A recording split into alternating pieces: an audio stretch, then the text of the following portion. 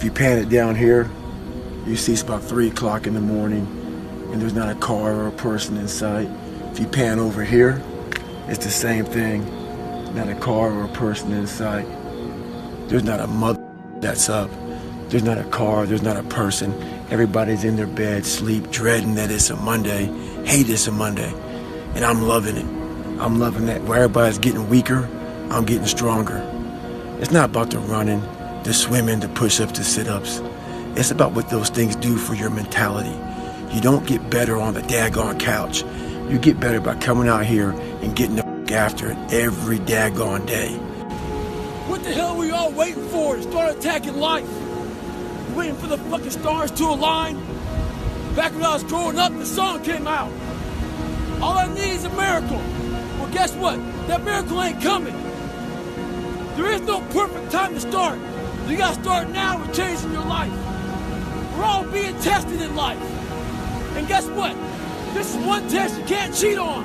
What comes first? Belief or action? Do you need to believe that you can do a thing before you can do it? Fake it until you make it is one option, but incredibly hard if you're introspective and have low self-belief and high standards. So what about make it until you believe it? Here are some lessons that I've learned. I looked in this one guy's eyes who was ringing the bell to quit, to put his helmet down out of Navy SEAL training, and I saw myself. And I saw what everybody said I was going to be, which was nothing. What I said I was going to be, that conversation you have, that's who I was. This is when I realized I was alone on this earth. I have God alone on this earth, and I have to fix everything. I know what darkness looks like. I know what it feels like to be alone with no motivation, no drive, no passion. And what has to come out of your soul in the darkest of times is what you just did right there. But risk must be taken for the greatest. Hazard in life is to risk nothing. The person who risks nothing, has nothing, does nothing, is nothing. Not only is it possible for you to have your dream, but it's necessary. It's necessary that you have it, that you work on it, that you develop yourself, that you go for what is yours in the universe. Everybody else feels, or to me, it always seems like everyone else has got it together. Because I get to see only what you choose to say, only what I'm around you doing that I get to see, whereas I get to observe my own inefficiency and foibles 10,000 times a second, right? I get to watch the texture of my own mind be completely unresponsive and useless. I see every single prideful decision, every single lie that I tell myself, every single time I make a promise and don't keep it.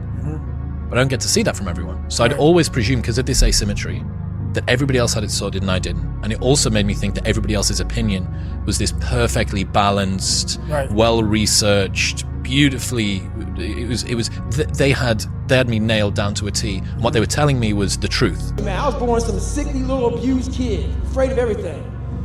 But I built up that dog. And once you build that dog in you, man, the pain and the suffering and the lonely nights and the fucking unbalance, if you put the right people in that foxhole with you, you are a dangerous motherfucker. Very dangerous. You gotta do it alone. You gotta do it broke. You gotta do it scared. You gotta do it when you don't know what's going to happen. You gotta do it when you don't feel like it. You gotta do it even when you're nervous. You gotta do it even when you don't have the answers, because you'll figure it out as you go. You know, that's the secret to manhood. That's the secret to life. No matter who you are, you'll figure it out as you go through this life. What have you got to lose?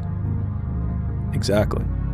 And that was it. And it was like, I have nothing to lose. And that was when I think in the last podcast we talked about this, where it's like, if everybody who's like at the bottom and feels like they have nothing going for them, reframe that as, I have nothing going for me, which also means that I have nothing to lose by taking action, it makes you a much more dangerous person. Victims see their past as their fate. Champions see their past as their origin story. And so a lot of people are living through their origin story right now, or they're living through the very reason that they'll never be successful, but it could be the exact same situation. As weird of a construct as this is, the past doesn't exist. Just gone, it's not anywhere. And so the only thing that we absolutely have control over is the actions that we take right now. And It only matters if you make it matter. You find it in the suck. You find it in the suck, and you find it repeatedly in the suck, to the point where you know exactly who you are. It's hard. Easy is not an option. It's hard living. Life is hard. Life isn't fair at all. At all. So what are you gonna do about it? I knew that no one was coming back to help me. No one was gonna miracle me to be somebody special. Everybody that called me nigger, my dad, my mom, all my situations were on me now, and solely on me. So I had to start developing an indestructible mental toolbox. So I sat there on that couch and I realized, man, I am a piece of shit. And even though the world helped me get here, my false reality helped me even more. And listening to somebody else's dialogue, No hack, bro. There's no fucking hack. Yeah, you may this and that and saunas and all this shit yeah, it's great. There is no fucking life hack. To grow that thing, how do you grow it? Do it, and do it, and do it, and do it. That's the hack. The hack is gonna fucking suck. The answers you are looking for is in the silence you're avoiding. Yeah. I fucking love that. The answers you're looking for is in the silence you're avoiding. You need fewer inputs, not more. I'd agree with that. Yeah, that's really, it's interesting, that thing of like, because it's two British guys, so we feel like we should apologize for saying anything deep. And the more action you take, the more you think is possible. Yeah, because you realize there are people just like us. They made mistakes just like us, and they kept going. And we can do the same. And at that time, at mile 81, something clicked that I'll never probably be able to do again, when my mind, body, spirit, soul, everything just connected. And my mind knew I wasn't fucking around anymore. It knew I wasn't gonna quit. It knew that guy was dead and buried and gone. And I was gonna die out here on this fucking Walmart for whatever reason why. It was nothing. It wasn't about nothing. There was no nothing. It was a bunch of people who didn't know who the fuck I was, and it was me against me. And I used all these different dark places to start bringing out light. The person you have to spend the most time listening to in your life is yourself. Try not to lose their respect. And self. How on earth do you think that you're going to be able to move mountains and get out of that relationship that you don't like and move countries or change career when you can't not hit snooze, even though last night you promised yourself that you weren't going to hit snooze? And it's how people that are able to do extraordinary things have been able to get there. If I'm running on a treadmill and I get to mile 9 and I get complete cramp in one of my legs, and I know I've told myself I'm going to run 10 kilometers today, he goes, I will have to limp the last mile, even if no one's watching, because I can't let the demons in. And if I let the demons in, they'll show up in the 11th round of a championship fight when there's 50,000 people watching me in the audience, and I know deep in my self-story that I'm the type of person that quits when things get hard, because I got off that treadmill at mile 9 when no one was watching. The commitments we keep to ourselves and what we do when no one's watching is the most persuasive evidence that governs everything we then do every day thereafter. You gotta stop telling yourself that you're doing enough. In life, it's never enough until you feel this overwhelming feeling of shit, man. I'm outworking the crowd. I'm outworking everybody. I'm doing more. It's not until then, once you get there, that's when you fucking know you've done enough. Stay hard. But if you are able to get up every morning, have no passion, no drive, no motivation, no shit, and still get up with that kind of fire, you will be successful in life. I guarantee you that. Let me be very clear. I'll never give up.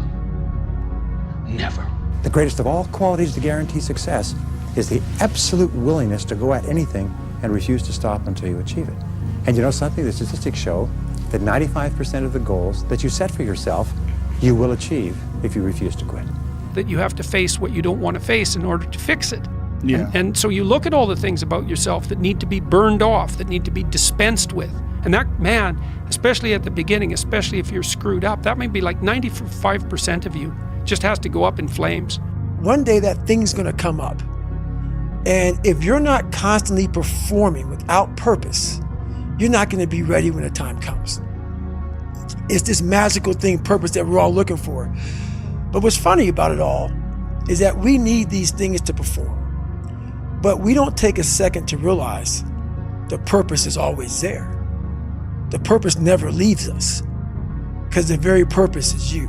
Not over till I win. Not over till I get through.